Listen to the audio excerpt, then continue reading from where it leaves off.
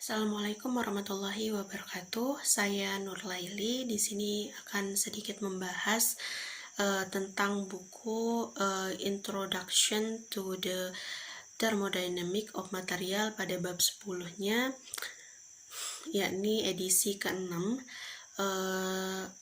dari David R. Gaskell pada tahun 2018, yakni tentang komposisi energi bebas Gibbs dan diagram fase sistem biner.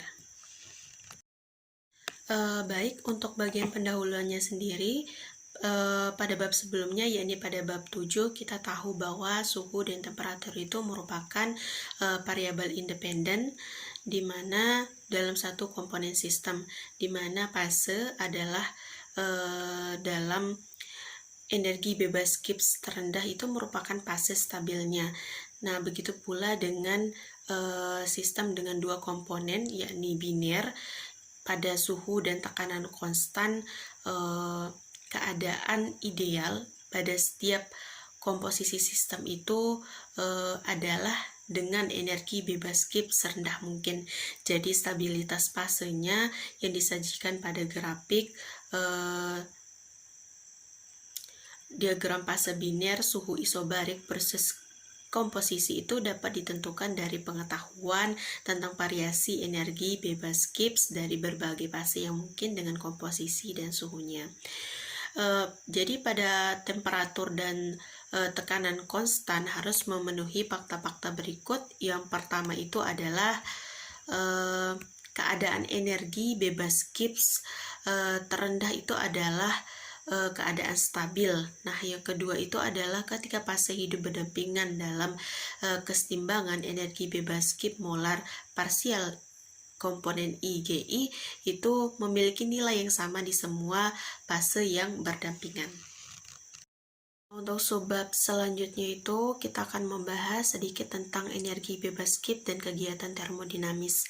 Nah, karena di sini sistem biner ada komponen A dan komponen B, maka energi bebas Gibbs pencampuran dari komponen A dan komponen B untuk membentuk satu mol larutan itu dirumuskan sebagai berikut, di mana delta G M mol sama dengan RT dikalikan dengan XA ln AA ditambah dengan XB ln AB, di mana delta Gm itu merupakan perbedaan antara energi bebas Gibbs dari satu mol larutan homogen dengan energi bebas Gibbs dari jumlah mol yang sesuai dari komponen yang tidak bercampur. Jika kita misalkan untuk solusinya ideal, maka AI itu sama dengan XI, maka energi bebas Gibbs ideal molar atau delta GMID pencampuran itu akan sama dengan RT dikalikan dengan XA ln XA ditambah dengan XB ln XB. Nah, untuk karakteristiknya yang dapat ditunjukkan pada suhu T seperti pada kurva 1 pada gambar 10.1.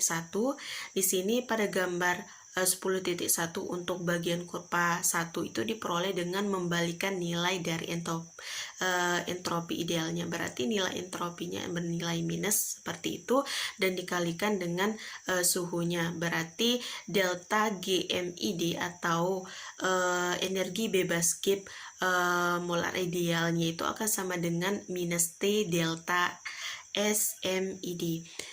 Dengan demikian terlihat bahwa bentuk dari variasi dari delta GMID atau energi bebas Gibbs molar idealnya itu dengan komposisi hanya bergantung pada temperatur saja.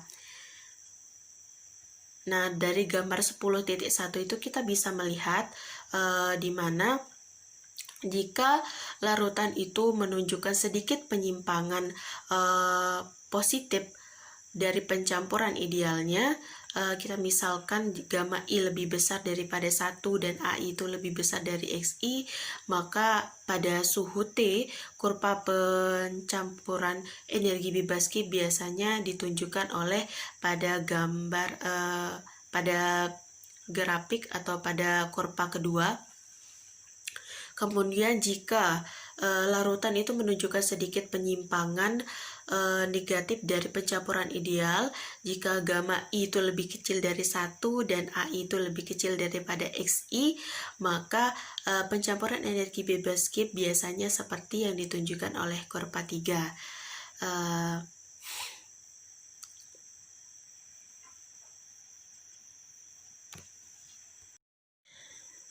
Pada gambar 10.1 pada komposisi Y garis kurva 1, 2, dan 3 itu memotong sumbu XB sama dengan 1 pada masing-masing sumbu A, B, dan C. Jadi nanti nilai mutlak dari BB itu sama dengan delta GBM sama dengan RT ln AB pada sistem kedua atau pada kurva kedua itu lebih kecil dari nilai mutlak BA sama dengan delta GBM sama dengan RT ln XB itu lebih kecil daripada BC, nilai mutlak BC sama dengan delta GBM sama dengan RT ln AB pada sistem ketiga. Sehingga nanti gamma B pada sistem kedua itu lebih besar dari 1 dan lebih besar dari gamma B pada sistem ketiga. Variasi dengan komposisi dari perpotongan tangensial menghasilkan variasi aktivitas dengan komposisi yang ditunjukkan pada gambar 10.2. Dapat dilihat dari gambar 10.2 itu bahwa solusi 2 dan 3 itu mengikuti hukum Henry untuk XB mendekati 0 dan hukum Raoult untuk XB mendekati 1. Seperti XI mendekati 0, AI mendekati 0, perpotongan tangensial GMI itu sama dengan RT ln AI itu mendekati nilai tak hingga. Yang menunjukkan bahwa semua energi bebas Gibbs kurva pencampuran memiliki garis singgung vertikal pada garis ekstremnya. Di sini terlihat pada grafik pada gambar 10.2 itu dimana aktivitas komponen B diperoleh dari garis 1, 2, 3 pada gambar 10.1 dengan solusi 3 itu menunjukkan penyimpangan positif dari idealitas dan solusi 3 menunjukkan penyimpangan negatif dari idealitas. Maksudnya seperti yang dijelaskan tadi, penyimpangan menunjukkan sedikit penyimpangan negatif dan sedikit penyimpangan positif dari pencampuran idealnya. Nah, garis singgung vertikal ini menunjukkan bahwa atom pertama atau misalnya suatu komponen B itu ditambahkan ke komponen A yang murni mengurangi energi bebas Gibbs-nya. Hal ini juga dapat dilihat dari entropi ideal kurva pencampuran pada bab sebelumnya yang berdasarkan logaritmiknya. Itu memiliki garis singgung vertikal pada ekstremitasnya. Prinsip termodinamika ini menyeratkan bahwa komponen unsur murni itu sangat tidak mungkin. Jadi sebab selanjutnya itu kita akan sedikit membahas tentang qualitative overview of common binary equilibrium phase diagram, tetapi kita langsung saja ke bagian dieutektik dan eutektoid phase diagramnya. Nah, di sini sistem eutektik itu sendiri merupakan sistem di mana campuran senyawa kimia yang memiliki komponen kimia tunggal yang membeku atau mengeras pada suhu yang lebih rendah dari komponen lain dari bahan yang sama. Dari sistem eutektik itu sendiri ada namanya temperatur eutektik dan titik eutektik. Nah, untuk temperatur eutektik sendiri merupakan temperatur pada saat campuran mulai mengeras, dan untuk titik eutektik sendiri ini merupakan titik di mana terjadi persimpangan antara temperatur eutektik dan komposisi eutektik. Nah, dalam diagram fase isobarik ini ada 3 fase kesetimbangan, yakni 2 fase solid atau padat dan 1 fase liquid. Yang fase solidnya itu ada alfa dan beta. Nah, selanjutnya itu adalah di atas suhu invarian garis horizontal dikenal dengan suhu eutektik itu nanti diagram dibagi menjadi 4 daerah, dibagi menjadi beberapa daerah. Yang pertama itu adalah dua daerah satu fase, yakni salah satunya itu alfa dan sisanya itu lagi beta. Terus yang kedua itu dua daerah dua fase, baik alfa atau L dan beta atau L, dan satu lagi itu adalah fase satu daerah fase cair. Nah, untuk reaksinya sendiri bisa dilihat di sini bahwa L reaksi dari alfa plus beta ini disebut dengan reaksi eutektik. Selanjutnya itu akan dibahas bahwa komposisi sistem eutektik yang tidak berada pada komposisi eutektik itu ada yang namanya hypoeutektik sama hypereutektik. Perbedaannya itu terletak pada persentase komposisi dari spesies alfa maupun betanya. Untuk hypoeutektik sendiri, jadi selanjutnya itu kita akan membahas sedikit tentang dimana komposisi sistem eutektik yang tidak berada pada komposisi eutektik itu dibagi menjadi dua, ada yang hypo dan hypereutektik.